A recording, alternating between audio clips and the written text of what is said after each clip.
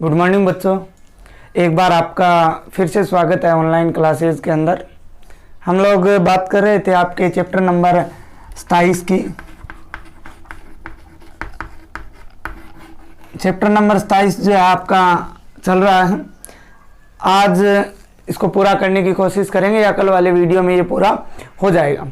प्यारे बच्चों, अभी कल ही एक न्यूज़ आ रही है कि 1 जुलाई तक आपकी ऑफलाइन क्लासेस जो हैं वो शुरू हो जाएंगी। तो अगर ऐसा हो पाता है तो बहुत अच्छी बात है। काफ़ी दिनों के बाद हम ऑफलाइन क्लासेस के अंदर मिल सकते हैं।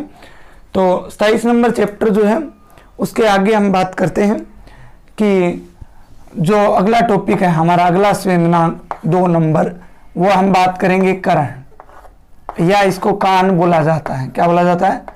कान। ठीक है, ये स्वर्ण संवेदनांक होता है। कैसा? सुनने के लिए कैसा संवेदनांक होता है? कर्ण संवेदनांक, जो स्वर्ण संवेदनांक होता है। अर्थात ये हम जो भी सुनते हैं वो प्रोसेस ये पूरी करता है। ये 2 प्रकार के कार्य करता है। इंग्लिश में इसको ईयर बोला जाता है। 2 प्रकार के कार्य ये संपन्न करता है, संवेदी कार्य। एक तो कार्य इसका होता है सुनने का, सुनने की क्रियाविधि। ठीक है, सुनने की क्रियाविधि। और दूसरा जो बहुत ही इंपॉर्टेंट है, शरीर का संतुलन बनाने, शरीर का संतुलन बनाने।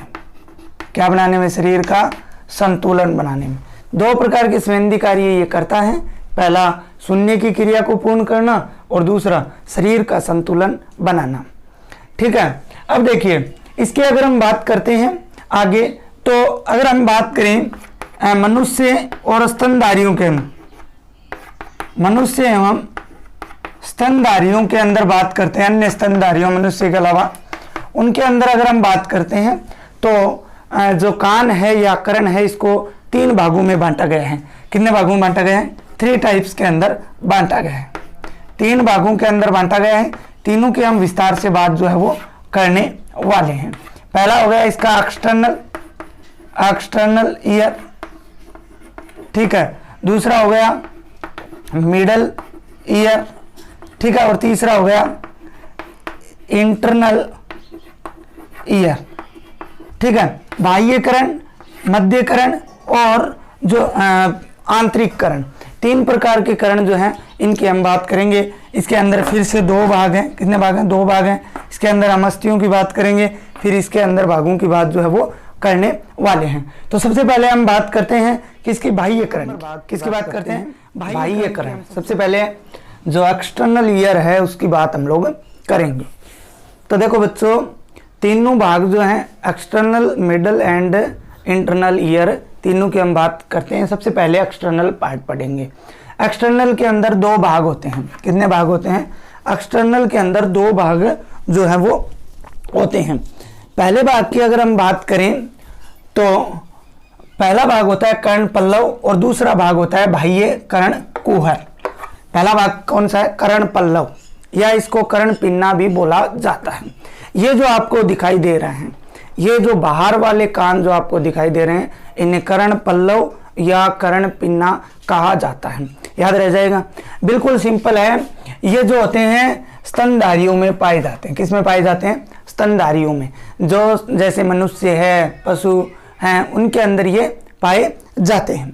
अब देखिए हम बात करते हैं तो ये फाइब्रो इलास्टिक अस्थि के बने हुए होते हैं। कौन सी अस्थि के बने हुए होते हैं? फाइब्रो इलास्टिक अस्थि के जो है ये बने हुए होते हैं। इसके बाद में अगर हम बात करें तो मनुष्य के जो ये बाह्य कर्ण होते हैं ये अचलायमान होते हैं, अर्थात गति नहीं कर सकते। ये हिलते थोड़ी हैं, नहीं हिलते। लेकिन आपने पशुओं के देखे होंगे, कुछ पशुओं के, गाय भैंस इनके देखे होंगे, उनके चलायमान होते हैं। तो ये ध्यान रखना, मनुष्य के जो बाह्य कर्ण होता है, ये कर्ण पल्लव जो होता है ये क्या होता है?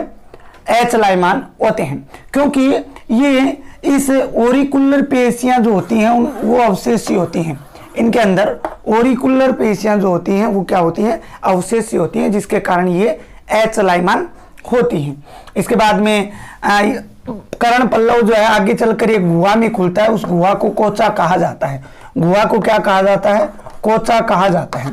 बहुत ही महत्वपूर्ण बात है ये। कर्ण पल्लव के बाद में आगे हम अंदर की तरफ प्रवेश करते हैं तब एक गुहा पाई जाती है, उस गुहा को क्या कहा जाता है? कोचा कहा जाता है। अब बात करते हैं कर्ण पल्लव। पहले क्या था? कर्ण पल्लव को अवशेषीय अंग माना जाता था, मनुष्य का क्या माना जाता था? अवशेषीय अंग माना जाता था। लेकिन आधुनिक युग में इसका जो कार्य है वो बताया गया है और बिल्कुल सही बात है। ये क्या करता है? ध्वनि तरंगों को एकत्रित करता है। जब आवाज आती है बाहर से तो उसको क्या करता है? ये इकट्ठा करता है, एकत्रित करता है और बाद में आगे इस दूसरे भाग बाह्य कर्ण कुहर में भेज देता है। ध्वनि तरंगों को एकत्रित करके उनको आगे दूसरे भाग बाह्य कर्ण कुहर में भेज देता है। तो ये था आपका कर्ण पल्लव। इसके बाद में हम बात करते हैं 2 नंबर बाह्य कर्ण कुहर। तो बिल्कुल सिंपल है। कोचा जो है, गुहा जो थी वो आगे चलकर एक देखो पहले मैं आपको समझा, फिर हम डायग्राम बनाएंगे लास्ट में, तो आप इसको याद रखें। फिर मैं डायग्राम में आपको फिर से बताऊंगा कि हम बाह्य कर्ण कुहर की बात करेंगे तब बताऊंगा ये कोचा है और कोचा से एक बाह्य संकरी नली निकलती है। आगे चलकर कोचा किसमें खुलती है? एक बाह्य संकरी नली में खुलती है, जिसे क्या कहा जाता है? बाह्य कर्ण कुहर कहा जाता है। जिसे क्या कहा जाता है? बाह्य कर्ण कुहर कहा जाता है। ये जो है आगे, ये कर्ण जो है कर्ण कुहर, ये आगे पटल झिल्ली तक विस्तारित रहती है।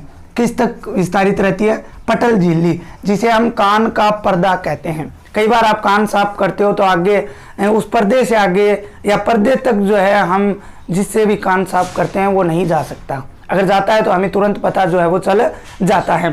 तो उससे पहले का जो भाग है वो बाह्य कर्ण कुहर होता है, ठीक है, वहां तक ये विस्तारित जो है वो रहता है।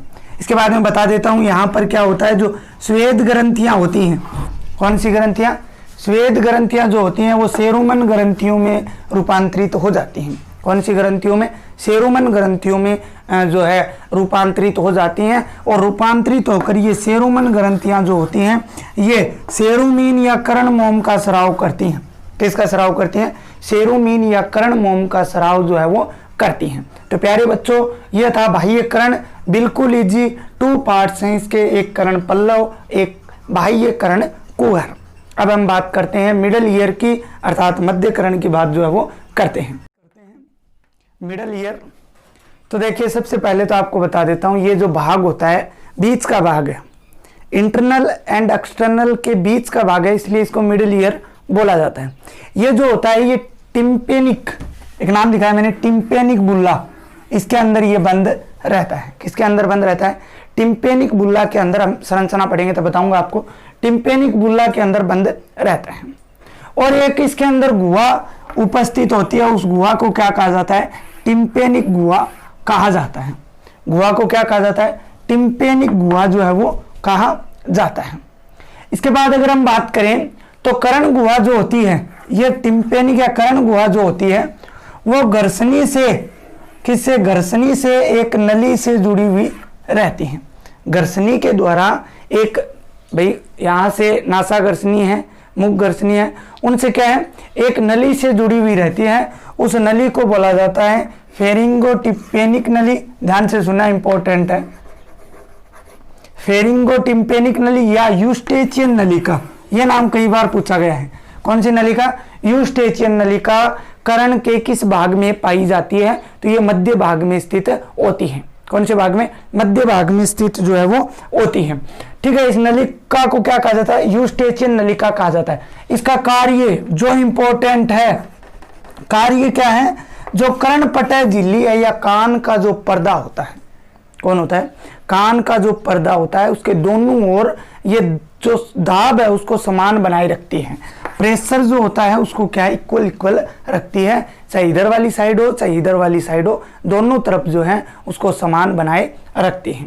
इसके बाद में कर्ण अस्थिकाओं की बात करते हैं।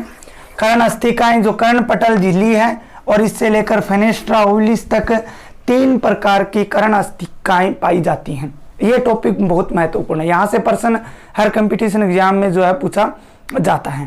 तो कर्णपटल झिल्ली से लेकर फेनेस्ट्रा ओवलिस तक 3 अस्थिकाएं पाई जाती हैं जो क्या है? बाहर से अंदर की ओर एक दूसरे से जुड़ी हुई रहती हैं।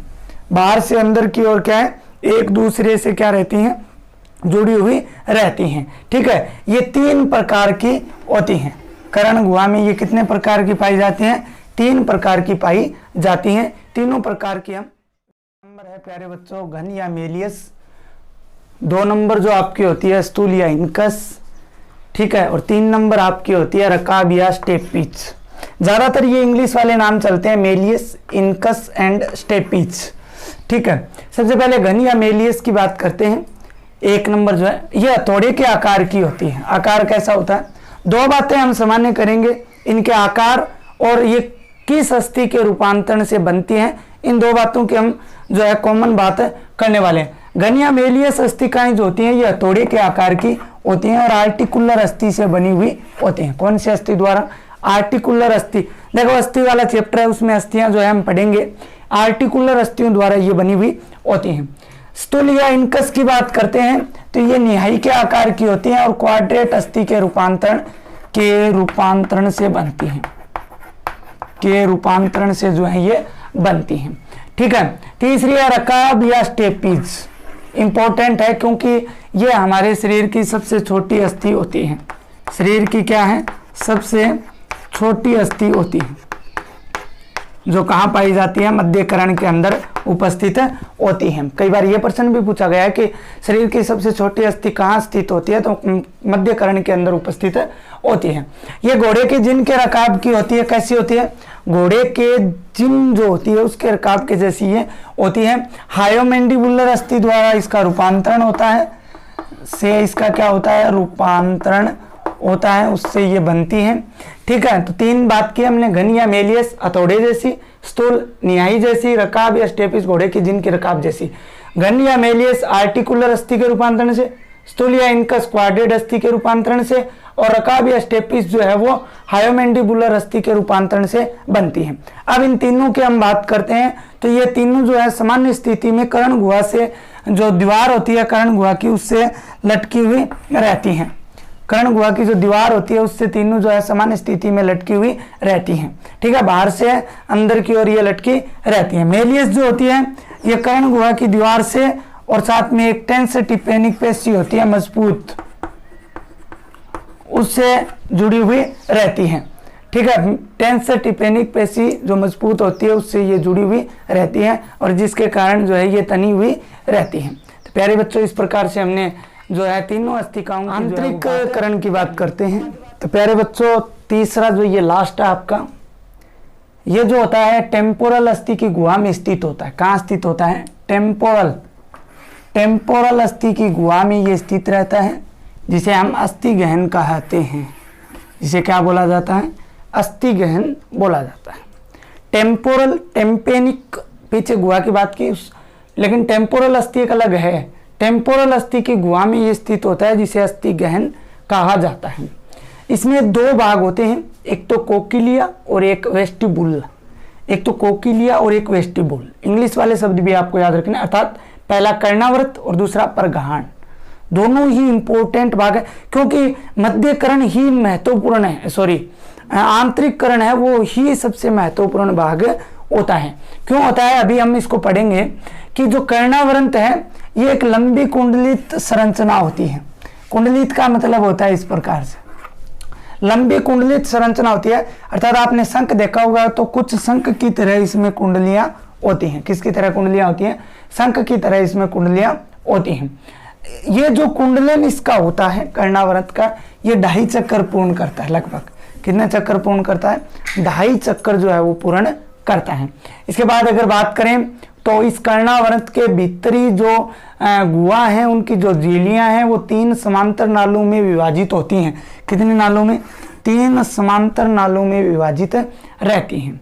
और इन जो नाल हैं इन गुहा या नाल के अंदर एक तरल भरा हुआ रहता है, मटेरियल भरा हुआ रहता है, लिक्विड, जिसे अंतःलसिका या एंडोलिफ कहा जाता है। जिसे अंतःलसिका या फिर क्या बोला जाता है? एंडोलिम्फ बोला जाता है।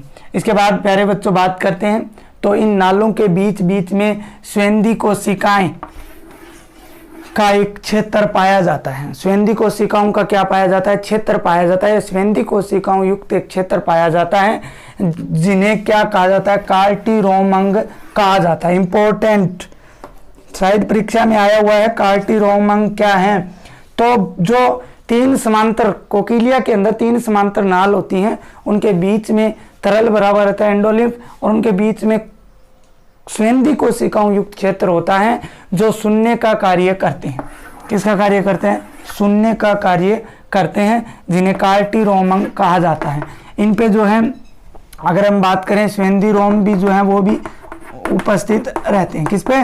इन स्वेंदी कोशिकाओं पर स्वेंदी रोम है वो भी उपस्थित रहते हैं। तो आंतरिककरण के प्रथम भाग कोकिलिया द्वारा किसका कार्य किया जाता है? सुनने का काम किया जाता है। हम जो सुनते हैं, जो भी कोई अगर ध्वनि आती है उसको सुनते हैं, तो वो इस कोकिलिया भाग द्वारा करण की जाती है। ठीक है, जिससे कार्टिरोम अंग जो है वो उस ध्वनि को पकड़ते हैं, पकड़ने के बाद में हम उसको सुनते हैं। दूसरा भाग है परगान, वेस्टिबुल। इसकी बात करते हैं तो इसका महत्वपूर्ण, देखो करण के दो कार्य बताए थे मैंने आपको शुरुआत में, एक तो सुनने का कार्य और एक शरीर का संतुलन बनाने का। तो आंतरिक करण के दो भाग हैं, वही यही कार्य करते हैं। पहला कोकिलिया कर्णावृत भाग सुनने का, और दूसरा जो भाग होता है परगान, ये शरीर का संतुलन बनाने का कार्य करता है। किसका कार्य करता है? शरीर का संतुलन बनाने का कार्य ये करता है। इसके अंदर तीन वर्ताकार नाल पाई जाती हैं, सॉरी अर्धवर्ताकार नाल पाई जाती हैं। तीन क्या पाई जाती हैं? अर्धवर्ताकार जो है नाल पाई जाती हैं, जो एक दूसरे के समकोण पर स्थित होती हैं। जो क्या होती हैं? एक दूसरे के समकोण पर स्थित रहती हैं। अगर इनकी बात करें तो इनका एक भाग कोकिलिया के साथ और एक भाग यूट्रिकुलस या इसको दृत्ति बोला जाता है इसके साथ, और एक भाग सेकुलस या गोणिका में विभेदित रहता है। तीन समकोण भागों पर ये क्या है? एक दूसरे समकोण भागों पर रहती हैं। तीन अर्धवर्ताकार नाल होती हैं, जिनमें से एक कोकिलिया के साथ, दूसरा यूट्रिकुलस के साथ और तीसरा सेकुलस या गोणिका में विभेदित रहती है। ठीक है, आगे चलकर इन अर्धवर्ताकार नालों से क्या होता है? तंत्रिकाएं निकलती हैं। क्या निकलती हैं? तंत्रिकाएं निकलती हैं, जो किसका कार्य करती हैं? स्वर्ण तंत्रिका का कार्य करती हैं। सुनने वाली तंत्रिकाओं का निर्माण जो है वो अगर हम बात करते हैं तो 5 स्वेंदी बिंदु हैं वो पाए जाते हैं। कितने बिंदु? 5 स्वेंदी बिंदु जो है वो पाए जाते हैं। ये महत्वपूर्ण बातें हैं। दूसरी बात जो है, कर्णावृत सेकुलस में एक छोटी नलिका होती है। किसे जुड़ी हुई रहती है? कर्णावृत जो है सेकुलस में एक छोटी नलिका द्वारा जुड़ा हुआ रहता है, जिसे डक्टस रियूनियंस कहा जाता है। क्या बोला जाता है? डक्टस रियूनियंसिस उसको बोला जाता है। कोकिलियर उपकरण जो हमने कर्णावृत पढ़ा था वो आपको बता दिया मैंने, स्प्रिंग की तरह क्या होता है? कुंडलित होता है। स्प्रिंग की तरह क्या होता है? कुंडलित होता है, जिसको कोकिलियर उपकरण को 3 भागों में बांटा गया है, जिन्हें सकेली बोला जाता है।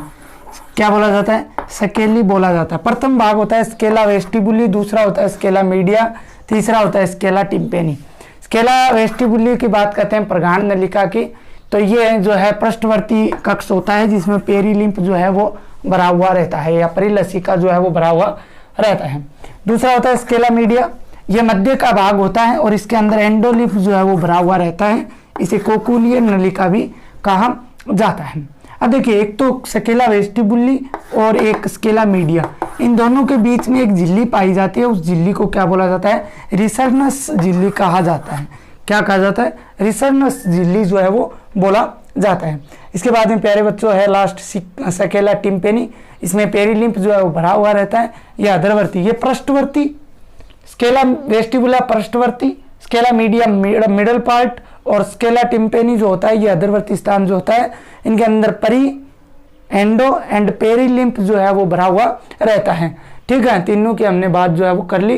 रिसर्नस जो झिल्ली है वो स्केला वेस्टिबुला एंड स्केला मीडिया के बीच की झिल्ली को बोला जाता है। तो प्यारे बच्चों, इस प्रकार से आज हमने कर्ण की संरचना की बात की।